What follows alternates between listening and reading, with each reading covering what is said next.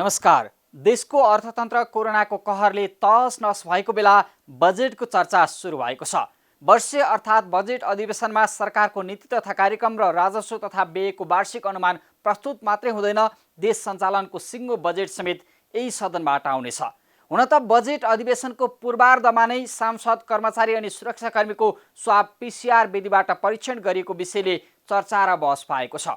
Corona प्रभावित क्षेत्रका नागरिक भरपर्दो मान्न नसकिने RDT अर्थात् ऱ्यापिड टेस्टका लागि छनौट हुँदा र परीक्षण भइरहँदा जम्बो सांसदले भने विश्वासिलो मानिने PCR परीक्षण नै गर्नुपर्ने। सांसद र जनतामा शासक र रैतीको जस्तो भेदभाव भयो भन्नेहरूको जमात पनि बढ्न थालेको छ। अझ 42 विधाका उद्योग, पसल अनि औद्योगिक क्षेत्र र विशेष आर्थिक क्षेत्र सञ्चालनको अनुमति दिएको सरकारले सुरक्षा सावधानी अपनाउनुस्, सीमित कर्मचारी राख्न भने पनि उनीहरूको कोरोनाको जोखिममा रहे नरहेको यकिन गर्ने गराउने सुविधा दिएको छैन। अर्थात् सरकारले अर्थतन्त्र केही चलायमान गर्न खोजेका उद्योग, कल कारखानामा पुग्ने मजदुरको कोरोना परीक्षण नहुने, जोखिममै नरहेका सांसदको भने नाटक भन्नेहरू पनि उत्तिकै छन्। के सांसदहरूलाई ऱ्यापिड डायग्नोस्टिक किटको विश्वास नलागेको हो वा शासक र रैतीको भिन्नता देखाउन खोजेको हो? यसबारे सरकारले आम नागरिकलाई चित्तबुद्ध जवाफ दिनै पर्छ। जे होस्, जति नै आलोचना भए पनि यही अधिवेशनबाट नयाँ बजेट आउनेछ। अबको बजेट कृषि उत्पादकत्व बढाउने अनि देशमै अधिकतम रोजगारी सृजना गर्ने खालको आओस्। विभिन्न क्षेत्रमा पैसा बाँडेर नेता र कार्यकर्ताले कमाउने र रमाउने प्रवृत्तिको निरन्तरता तोडियोस्। यही छ आम नेपालीको आर्थिक वर्ष 2077-78 को बजेटमा आशा र अपेक्षा। आउनुहोस् सुरु गरौँ आम जनताले बेहोरेको समस्या, अभाव र सरकारी सेवा सुविधाको झन्झट समाधानको सारथी बन्ने कार्यक्रम जनताको इजलास। म पुण्य प्रसाद धमला। कार्यक्रमको सुरुवातमा हेरौँ यो झलक।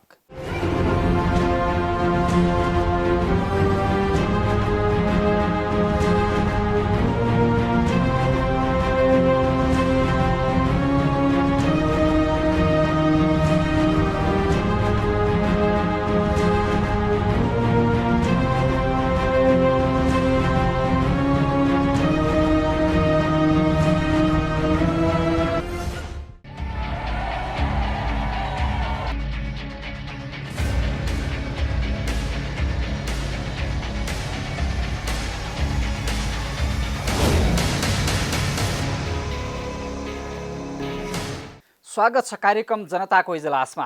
आज हामी जिल्लागत रूपमा कोरोनाको अवस्था र जोखिम केलाउँदैछौँ। स्वास्थ्य मन्त्रालयले दिएको कोरोना बारेको पछिल्लो अपडेट, सबैका लागि उदाहरण बन्न सक्ने गुल्मीको व्यवस्थित क्वारेन्टाइन बारेको रिपोर्ट, खोला बगरको बालुवामा समेत फलफुल र तरकारी उत्पादन गर्ने बर्दिया बबई नदी क्षेत्रका किसानलाई लकडाउनले पारेको प्रभाव र बजेट अधिवेशनमा कोरोना रोकथाम तथा सरकारको कामबारे गरिएको चर्चा बारेको सामग्रीसहित उपस्थित भएका छौँ। अब पहिलो विषयको कुरा गरौँ। पछिल्लो केही दिन यता दिनौँ जस्तो कोरोना सङ्क्रमित पहिचान भइरहेका छन्, त्यो पनि ठुलो सङ्ख्यामा। पर्याप्त परीक्षण नभएको भन्दै सरकारको आलोचना भइरहँदा हामीले लकडाउनसँगै जिल्लागत तहमा पहिचान भएका कोरोना सङ्क्रमित र जोखिमको अवस्था के लागेका छौँ। हेरौँ यो रिपोर्ट। सरकारले उच्च सतर्कता अपनाउन नसक्दा नेपालमा कोरोना सङ्क्रमितको सङ्ख्या 100 नागेको छ। सीमा नाकामा कडाई गर्न नसक्दा लुके छिपी भारतबाट आएका कपिलवस्तुका 2 जनामा कोरोना पोजिटिभ देखियो। नेपालगञ्जका सङ्क्रमित हुन् या कैलालीका, उनीहरू पनि सीमा नाका हुँदै लुकेर नेपाल प्रवेश गरेका व्यक्तिहरूमा कोरोना पोजिटिभ देखिएपछि सीमा नाका खुकुलो देखिएको छ।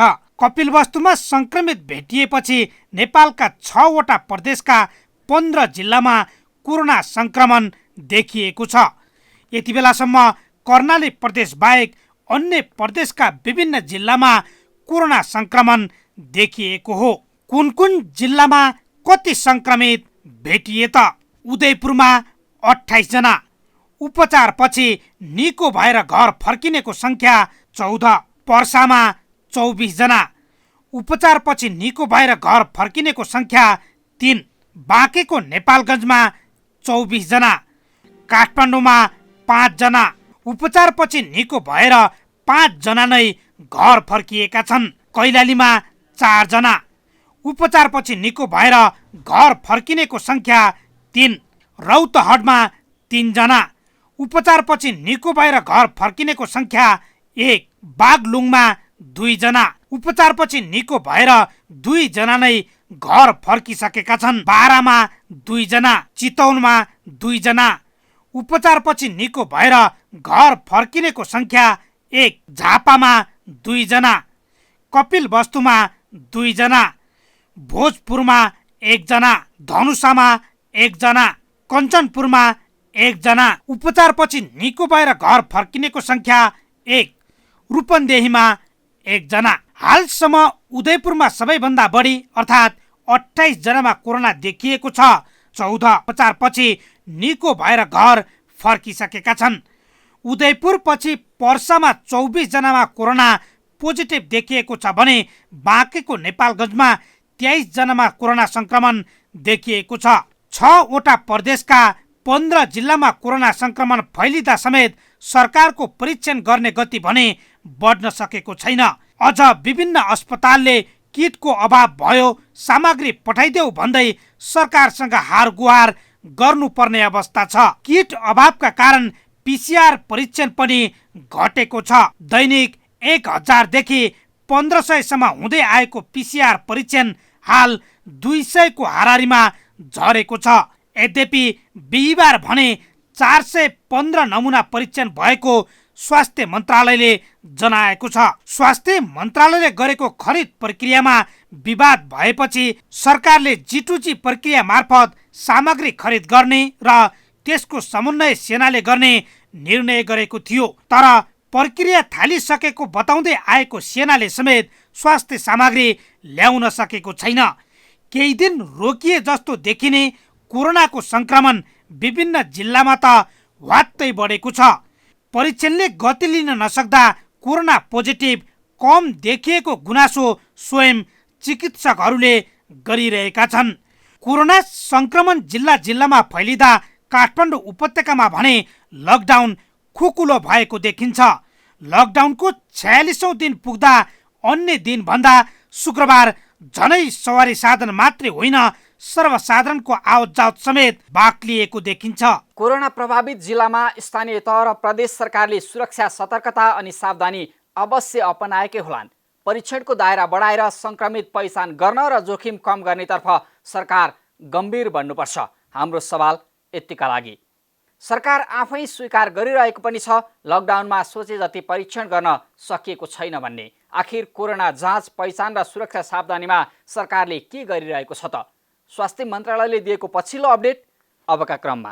हालसम्म पिसिआर विधिबाट गरिएका परीक्षणहरूको संख्या 15,492 पुगेको छ। आरडिटी विधिबाट गरिएका परीक्षणहरूको संख्या 54,531 पुगेको छ र गत 24 घण्टामा थप 1,859 वटा परीक्षणहरू भएका छन्। संक्रमित व्यक्तिहरूको विवरण दिन चाहन्छु।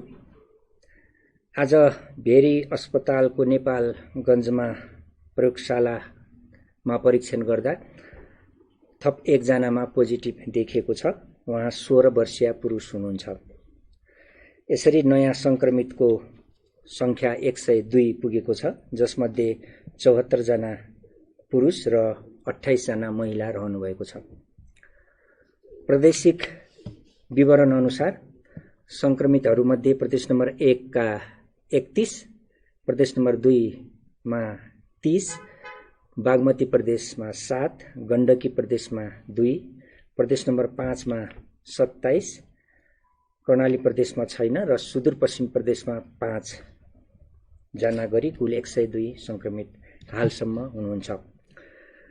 उहाँहरूमध्ये रूपन्देहीमा 3, नेपालगञ्जमा 24, धनगढीमा 1, भरतपुरमा 1, वीरगञ्जमा 26, विराटनगरमा 17 गरी हाल 72 जनाको उपचार भइरहेको छ।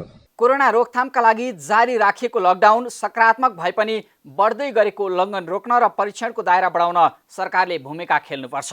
कोरोनाको अवस्था र जोखिमको यकिन गर्न सरकार गम्भीर बनोस्। अब अर्को विषय, भारतबाट आएका व्यक्तिहरू क्वारेन्टाइनको बास र खानपान चित्त नबुझेको भन्दै भाग्दा नेपालगञ्ज क्षेत्रमा कोरोनाको जोखिम बढ्यो। अधिकांश स्थानमा क्वारेन्टाइनै मापदण्ड अनुसारको नभएको गुनासो आइरहँदा गुल्मीमा भने उदाहरणीय क्वारेन्टाइन र व्यवस्थापन भन्दै प्रशंसा भइरहेको छ। जिल्ला सहकर्मी डिबी खड्काले तयार पारेको यो रिपोर्ट अबका क्रममा।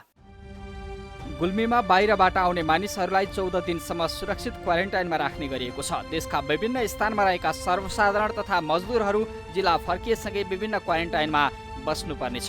क्वारेन्टाइनमा बस्नेहरूका लागि खाना, बस्न तथा स्वास्थ्यको राम्रो व्यवस्था गरिएको छ। मेरो आज 10 दिन भयो। एकदमै राम्रो हो। खाना व्यवस्थाहरू, नास्ताहरू टाइममै दिनुहुन्छ। खाना व्यवस्था त्यस्तो केही पनि छैन समस्या। एकदमै गर्नुहुन्छ, टाइमले आइराख्नुहुन्छ। नाइ केही पनि छैन त्यस्तो समस्याहरू। जिल्लामा 1077 वटा क्वारेन्टाइन बेडको व्यवस्था गरिएको छ, जसमा 323 जना क्वारेन्टाइनमा बसी आवश्यक स्वास्थ्य परीक्षण गरी घर फर्किएका छन्। यसमा गाउँपालिकामा मात्रै 54 जनालाई क्वारेन्टाइनमा राखी आवश्यक स्वास्थ्य परीक्षण गरी घर फर्काइएको छ भने 29 जना अहिले पनि क्वारेन्टाइनमा छन्। जिल्लामा आउने सबैलाई क्वारेन्टाइनमा राख्ने गरिएको र कसैलाई पनि छुट नदिएको यसमा गाउँपालिकाको भनाइ छ। हामीले चाहिँ खानापिनाको व्यवस्था गाउँपालिकाले नै गर्ने अनि कपडा लत्ताको पनि सकेसम्म गाउँपालिकाले गर्ने। नजिक घर हुनेलाई चाहिँ अलि पुगेन भने चाहिँ ल्याउनुहोस् पनि भनेर चाहिँ अनुरोध पनि गरिरहेछौँ। सबैले चाहिँ सहयोग गर्नुहोस् भनेर पनि भनिरहेछौँ। र बत्ती सत्तीको व्यवस्था अब चाहिँ विद्यालयहरूमा चाहिँ राख्दा चाहिँ अब बत्ती नभएको हुनाले हामीले वेयरिङ गरेर चाहिँ बत्ती बाल्ने व्यवस्था पनि गरिदिइरहेछौँ। त्यसको लागि चाहिँ हामी तयारी गर्दैछौँ र सकभर चाहिँ हामीले सक्ने जति चाहिँ सुविधाहरू चाहिँ उपलब्ध गराउने पक्षमा गाउँपालिका छ। जिल्लादेखि बाहिरबाट चाहिँ आउनेहरूलाई चाहिँ हामीले चाहिँ क्वारेन्टाइनमा राख्ने त्यो जिल्लाको पनि निर्णय हो, हाम्रो गाउँपालिकाको पनि निर्णय छ। राम्रो र व्यवस्थित क्वारेन्टाइन भएकोले पनि क्वारेन्टाइनमा बस्नेहरू खुसी छन्। जनप्रतिनिधि तथा स्वास्थ्यकर्मी अनि सुरक्षाकर्मीहरूले नियमित निगरानीका साथै हेरचाह गर्ने गरेको क्वारेन्टाइनमा बसेर फर्किनेहरू बताउँछन्। जस ठिकै लाग्यो, राम्रै छ। वाइफाईको व्यवस्था छ, खेलकुदको त अब त्यो खासै भन्ने कुरो भएन, छैन पनि। स्वास्थ्य व्यवस्था पनि राम्रै छ अहिलेसम्म। अनि खाना पकाउने हाम्रो छुट्टी कुकहरू हुनुहुन्छ, प्रत्येक दिन आउनुहुन्छ। दिनको एकचोटि दुईचोटि आइरहनुहुन्छ। स्रोत साधनको अभाव तथा भौगोलिक विकटताका बावजुद पनि यसमा गाउँपालिकाले कोरोना नियन्त्रणको लागि सक्दो प्रयास गरिरहेको छ। आफू र आफ्नो परिवारको स्वास्थ्यको लागि भन्दै अनुशासनपूर्वक क्वारेन्टाइनमा बस्ने गरेको सर्वसाधारण बताउँछन्। गुल्मीबाट डीबी खड्काको रिपोर्ट। क्वारेन्टाइन यति बनायौँ भन्दै सङ्ख्या थप्ने प्रतिस्पर्धा चलाउनेहरूलाई मापदण्ड र उत्कृष्ट व्यवस्थापनबारे जानकारी दिन र उदाहरण प्रस्तुत गर्न हामीले यो रिपोर्ट प्रसारण गरेका हौँ। क्वारेन्टाइन व्यवस्थित हुन् र व्यक्तिलाई जबरजस्ती राख्ने होइन, आफै बस्न तयार हुन्।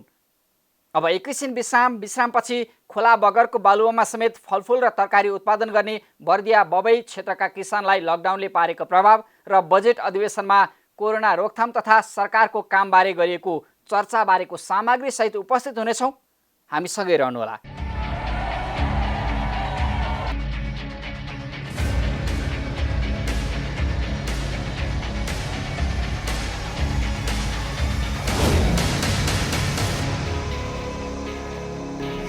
विश्रामपछि स्वागत छ। तपाईँ हेर्दै हुनुहुन्छ कार्यक्रम जनताको इजलास। देश लकडाउन भएको 1.5 महिना बित्दै गर्दा यसले शिक्षा, स्वास्थ्य, रोजगारी, खेती किसानी लगायतका सबै क्षेत्रलाई प्रभावित बनाएको छ। खोला बगरको बालुवामा फलफुल र तरकारी उत्पादन गर्ने बर्दिया बबई नदी क्षेत्रका किसान समेत लकडाउनको मारमा परेका छन्। हेरौँ यो रिपोर्ट। नदीको बगर भन्ने बित्तिकै प्राय मानिसको मनमा बालुवाले भरिएको र केही पनि उत्पादन गर्न नसकिने ठाउँ भन्ने आउँछ। तर बर्दियाको बबई नदीको त्यही बालुवाले भरिएको बगरमा तरकारी, खरबुजा खेती गरेर हरेक वर्ष मनज्ञ आम्दानी गर्दै आएका गुलरिया नगरपालिका 4 बगहीका किसानहरू यति बेला भने निराश भएका छन्। उनीहरू 1.5 महिना लामो लकडाउनका कारण तरकारी बजारसम्म पुर्याउन नपाउँदा बारीमै कुहिने डरले निराश भएका हुन्। हरेक वर्ष बबई नदीको बलौटे जमिनमा आफ्नो जीविकोपार्जन थलो बनाउँदै आएका उनीहरू यस वर्ष तरकारी, खरबुजा पाकेर बिक्री गर्ने बेलामा कोरोना भाइरसको जोखिम कम गर्न गरिएको लकडाउनले समस्यामा परेका छन्। मेहनत गरी लगाइएको तरकारी खरबुजा फलेर अहिले पाक्न सुरु भइसकेको छ। तर पाकेको तरकारी खरबुजा बिक्री गर्न हाट बजार बन्द छ। उनीहरूको एउटै उपाय थियो खरबुजा बिक्री गर्न गाउँ गाउँमा पुर्याउनु। त्यो पनि लकडाउनका कारण सम्भव नै छैन।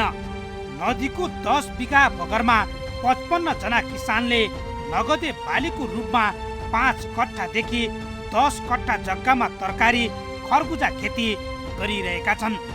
यस वर्ष भने प्रति कट्ठा 5,000 लगानी गरेका किसान कतै लगानी बालुवामा पानी त हुने होइन भन्ने चिन्तामा छन्। हमरे खरबूजा लगाइलाटी, कोहरा लगाइलाटी, लौका छिपटा वस्ते कोहरा बराबर हुई गिल बा। अब 1 हफ्ता के बाद में हमार खरबूजा फिर तैयार हुई जाए। कोरोना वायरस से हमरे बाहर फिर जाए नहीं पाई थी बेचे, गांव में कतरा बेची। 3 कट्ठा लगैला तो 5 लम्बर डीपी, 5 लम्बर यूरिया लागल बा और 4 बोरिया मल लागल बा और बिया 1000 के लगैला तो। अब वो कोरोना वायरस से नहीं बेचे पाएम तो मैं वो ऋण कहाँ पाके तिरम। अझ नेपालगञ्जमा कोरोना संक्रमित थपिँदै जाँदा बर्दियामा पनि जोखिम बढेको छ। स्थानीय प्रशासनले अत्यावश्यक वस्तु खरिद बिक्री गर्न सर्वसाधारणलाई सहजताका लागि हरेक दिन 11 बजेदेखि 2 बजेसम्म लकडाउन खुकुलो बनाएर खाद्य वस्तु र तरकारी बिक्री गर्ने पसलहरू खुल्ला गर्ने गरेको छ। तर यो समयमा किसानले उत्पादन गरेको खरबुजा र तरकारी बिक्री गर्न सम्भव नभएको किसानहरूले दुखेसो पोख्छन्। अन्य साल तो हमरे 50-60 हजार लगा के लगानी लगाए तो हमन के कमटी में फिर 1 लाख रुपया फायदा आए। असम तो हमन के ये लगानी की वजह से कुछ नहीं आए तो हमन के ये लगानी फिर हम नहीं डूबना हो गल। खरबूजा पा के लगल हेरी, अब खरबूजा डांट हम नहीं खरबूजे पा जाए और नहीं बेचे पाम हमरे लगाने की वजह से तो हमन के हम नहीं सब सरना आए गिलस। अब हमन के 1 हफ्ता पर से ही खरबूजा पाकना पूरे एकदम तैयार बा और 1 हफ्ता पर से हमने नहीं पागल खरबूजा टूरी से पहले से हमन के खरबूजा हम सब बाजार सर जाए और हमन के सब लगानी डूब जाए। हमरन के आने साल 1 लाख से ज़्यादा ऊपर लगानी नफा आए थे। इस साल अब हमन के कुछ नहीं आए थे। नेपालगञ्ज त्रासले बर्दियामा लकडाउन तत्काल खुल्ने सम्भावना छैन। लकडाउन नखुले पनि किसानले उत्पादन गरेको तरकारी तथा फलफुल बजारसम्म पुर्याउने वातावरण स्थानीय सरकारले गरोस् भन्ने उनीहरूको चाहना छ। लकडाउनको पालना र स्थानीय सरकारले गाउँ तथा बजारसम्म तरकारी र गर्मी समयमा बिक्री हुने खरबुजा बिक्री वितरणको व्यवस्था मिलाइदिए आफूहरूको लगानी सुरक्षित हुने उनीहरूको भनाइ छ। यी किसानले बालुवामा समेत मेहनत गरेर उत्पादन गरेको कृषि उपजले बजार पाउनुपर्छ। स्थानीय सरकार किसानको समस्या समाधानमा सहयोगी बनोस्। किसान मात्रै होइन, सिङ्गो देश कोरोनाको महामारी रोक्न गरिएको लकडाउनले प्रभावित भएको छ। देशको अर्थतन्त्रमा कोरोनाले गम्भीर असर पारिरहेको बेला सरकार बजेटको तयारीमा छ। बजेट अधिवेशनमा कोरोनाको चर्चा र सरकारको काम कारबाहीबारे कुन सांसदले के कति समय खर्चे त? अबको क्रममा यो हेरौँ। एकातर्फ कोरोनासँग लड्ने हाम्रो साझा दायित्व छ भने अर्कोतर्फ वर्तमान सरकारले नियोजित नियतबाट लोकतन्त्र र संविधानका विरुद्ध गरिरहेको घातबाट वर्तमान संविधान र लोकतान्त्रिक व्यवस्थाको रक्षा गर्नुपर्ने परिस्थिति पनि छ। म सरकार बाहिर रहेका राजनीतिक दल, सञ्चार माध्यम, बुद्धिजीवी र समस्त नेपालीहरूलाई यसबारे सजग र एकताबद्ध रहन यो सम्मानित सदस्य मार्फत अपिल गर्दछु। विश्वव्यापी रूपमै मानव जातिका समक्ष कोरोना रूपको ठुलो चुनौती देखा परेको छ। नेपाल पनि यस महामारीको अत्यन्त ज्यादा जोखिममा रहेको छ। सर्वत्र त्रासको व्यवस्था विद्यमान छ। यस्तो विषम परिस्थितिमा सरकारले कोभिड-19 को नियन्त्रण र निर्मूल गर्न विवेक समेत तरिकाले जिम्मेदार भई कार्य गर्नुमा सरकार यसमा पूर्ण रूपले असफल भएको छ। सरकारले नागरिकलाई आफू भएको अनुभूति गराउन सकेको छैन। महामारी विरुद्ध लड्न पूर्व तयारी, लकडाउनको बेलामा राहत, क्वारेन्टाइन, अस्पताल आदिको उचित व्यवस्थापन, स्वास्थ्य तथा सुरक्षाकर्मी लगायतका अग्रपन्थीमा काम गरिरहेका व्यक्तिहरूको व्यक्तिगत सुरक्षा सामग्री, परीक्षण सामग्रीको आपूर्तिका कामहरू उचित तौरले भएका छैनन्। नेपालमा कोरोनाको पहिलो सङ्क्रमण देखिएको महिनौ बितिसक्दा पनि हालसम्म अत्याधिक रूपमा परीक्षण भइसक्नु पर्नेमा अत्यन्त न्यून सङ्ख्यामा परीक्षण भइरहेको छ। परीक्षण सामग्रीको विश्वसनीयतामा प्रश्न उठेको छ। विदेशका विभिन्न स्थानमा विदेशका विभिन्न ठाउँमा बिचल्लीमा परेका नेपाली नागरिकको उद्धारको कुनै योजना छैन। कोरोनाबाट विभिन्न क्षेत्रमा उत्पन्न हुने नकारात्मक प्रभावको अध्ययन गरी तत्कालीन र दीर्घकालीन रणनीति बनाउन सकेको छैन। यस्तो अवस्थामा यस्तो अत्यन्त विषम अवस्थामा भ्रष्टाचारको विषयमा सार्वजनिक हुनु, सरकार लोकतान्त्रिक मूल्य मान्यता र संविधानको भावना विपरीत क्रियाकलापमा व्यस्त हुनु, सांसदको अपहरण हुनु र अवाञ्छित र आपराधिक गतिविधि कुनै पनि रूपले स्वीकार्य हुन सक्दैनन्। संसदको अपहरणको कुरा विवादै छैन, कुनै पनि नाममा यस्ता खालका कामहरू हुनु हुँदैन। तर भएको के हो, यथार्थ के हो, त्यस सम्बन्धी कुराहरू पनि यही संसद चल्दैको अवस्थामा यथार्थ कुरा आउँछ भन्ने मलाई विश्वास छ। हामी कुनै प्रकारका आपराधिक कार्यहरूको पक्षमा छैनौँ, यो कुरा म प्रष्ट शब्दमा भन्न चाहन्छु, यो कुरा राख्न चाहन्छु र म दोहोऱ्याउन चाहन्छु सभामुख महोदय, हाम्रो दल जसले संविधान निर्माणको सन्दर्भमा नेतृत्वदायी भूमिका निर्वाह गर्यो, संविधान जारी गर्यो, संविधान जारी गरिसके पछाडि कार्यान्वयनको चरणमा हामी यहाँसम्म आइपुगेका छौँ। त्यो संविधान देश र जनताको हितमा, देश र जनताको पक्षमा त्यसलाई कार्यान्वयन गर्दै अगाडि बढ्नुपर्छ। यसको लागि सिङ्गो देश सबै राजनीतिक दलहरू एक ठाउँमा उभिनुपर्छ। यसको लागि हामी आवश्यक भूमिका निर्वाह गर्नको लागि तयार छौँ भन्ने कुरा पनि म यहाँ राख्न चाहन्छु। सबै कुराको फैसला अन्ततः राजनीतिले नै गर्छ। तर अहिले यति बेला राजनीति र त्यसको नेतृत्व गर्ने यो सबभन्दा उच्च प्रतिनिधि संस्था, यसको नेतृत्व गर्ने निर्वाचित सरकारको छवि राम्रो छैन। तपाईँ हामी सबै पनि अहिले मान्छेहरूको एउटा हामीले बोलेको कुरा कसैले पनि अहिले विश्वास गर्दैन। राजनीतिक सांसद आदि भनेकै सबै भ्रष्ट, गैर जिम्मेवार, सत्तालोलुप, पदलोलुप भन्ने खालको जुन एउटा बिम्ब बनेको छ, यो अत्यन्त खतरनाक छ। हामी कति सत्य कति असत्य हामी आफैले ममा भनौँ, तर आम जनतामा यो पर्सेप्सन परिसकेपछि राजनीति पनि प्रति नै मान्छेको चाहिँ एउटा अविश्वास र आशंका वितृष्णा फैलियो भने त्यसले ठुलो खतरा ल्याउन सक्छ। र तपाईँ हामीले लडेर ल्याएको जुन सङ्घीय लोकतान्त्रिक गणतन्त्र छ, त्यो नै खतरामा परेर प्रतिगमनतिर जाने खतरा पनि हुन्छ। त्यसो भएको हुनाले राजनीतिकलाई ठिक ट्र्याकमा कसरी ल्याउने त्यतापट्टि हामीले ध्यान दिनु जरुरी छ। हामी यस्तो मानवीय प्रश्नमा केन्द्रित हुने बेलामा हाम्रो देशको चाहिँ प्रमुख कार्यकारी नेतृत्व, सरकारको नेतृत्व रातभर पार्टी फुटाउने षड्यन्त्र गरेर बस्छ र संवैधानिक अङ्गहरू कब्जा गरेर आफ्नै मन खुसीले संवैधानिक अङ्गहरूका नियुक्तिहरू गरेर एउटा निरङ्कुशतातिर देशलाई लान सक्छ भन्ने खालको जुन एउटा भाव पैदा भएको छ, जुन एउटा सोच विचार प्रवाह भएको छ, यो चाहिँ हाम्रो लोकतन्त्रको निम्ति शुभ सङ्केत होइन। भलै संयोगले अब अथवा भनौँ दबाब स्वरूप पार्टीभित्रका बाहिरका अथवा चाहिँ प्रधानमन्त्री स्वयंको सोभिएको कारणले उहाँले त्यसलाई फिर्ता गर्नुभयो, आत्मालोचना कुरा आएको छ, त्यहाँहरूसम्म त्यो खुसीकै कुरा छ। तर समस्या त्यतिले हल चाहिँ हुँदैन। आखिर किन यस्तो बेलामा त्यही आफ्नो बहुमत सरकार छँदै त्यो पार्टी फुटाउने अध्यादेश किन जारी गर्नु पर्यो र संवैधानिक अङ्गमा हामीले ब्यालेन्स गर्नकै निम्ति भनेर हामीले त्यो चाहिँ एउटा निष्पक्ष रहोस् भनेर प्रमुख प्रतिपक्ष नेता लगायतको उपस्थितिमा भयो भने मात्रै त्यो स्वतन्त्र निष्पक्ष रहन्छ भनेर सल्लाह गरेर हामीले राखेको हो नि भने त्यसलाई भत्काउने पनि किन काम भयो भने यसले एउटा ठुलो अनिष्टको सङ्केत गर्छ। यसतर्फ चाहिँ त्यत्तिकै फिर्ता लिइहाल्ने भइगयो भनेर मात्रै यसलाई छोड्न सकिने विषय होइन। कुर्सी जोगाऊ कुर्सी पाऊ यही धन्दामा लाग्यो। कुर्सी जोगाउने, कसरी कुर्सी पाउने, जनतासँग सरोकार नराख्ने, जनताको जीवनसँग सरोकार नराख्ने सरकार के को लागि हुन्छ। यस्तै बेला मौकामा, यस्तै सङ्कट परेको बेलामा जनताले चाहिँ सरकारबाट रक्षा सुरक्षा खोजेको हुन्छ, राहत खोजेको हुन्छ। अनि त्यो सङ्कटको बेला पनि सरकार चाहिँ काम नलागेपछि अनि के मतलब?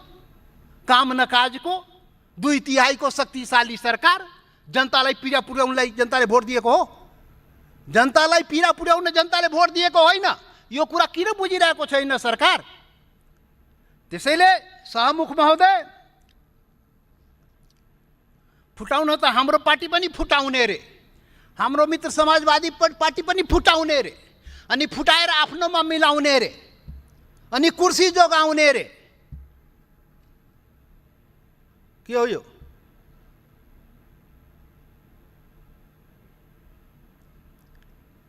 सरप्राइज, रातारात सरप्राइज, ओभरनाइट पार्टीलाई पनि थाहा नभएको रे। अनि अध्यादेश आइदियो सरप्राइज। हामी त के सोचेको थियौँ भने अब जनताको लागि ठुलो प्याकेज आउँदैछ यो कोरोना विरुद्धमा लड्नलाई, जनताको हितको लागि ठुलो सरप्राइज चाहिँ आउँदैछ रे।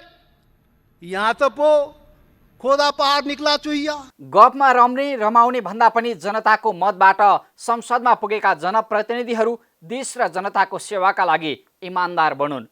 आम मतदाताले यही अपेक्षा गरिरहेका छन्। यी र यस्ता कुनै पनि पीडा, व्यथा, समस्या अनि सरकारी निकायबाट दिने सेवा प्रवाहमा भए गरेका कमजोरीबारे कार्यक्रम जनताको इजलास मार्फत निरन्तर खबरदारी गरिरहनेछौँ। तपाईँ हामीलाई आफूले बेहोरेका समस्या र गुनासो स्क्रिनमा देखाइएको टेलिफोन नम्बर र इमेल ठेगानामा टिपाएर वा पठाएर समस्या समाधानको साझा आवाज बन्न सक्नुहुनेछ। हवस् त, आजका लागि जनताको इजलास यति नै। तपाईँ हामीलाई युट्युब मार्फत समेत हेर्न र फलो गर्न सक्नुहुनेछ।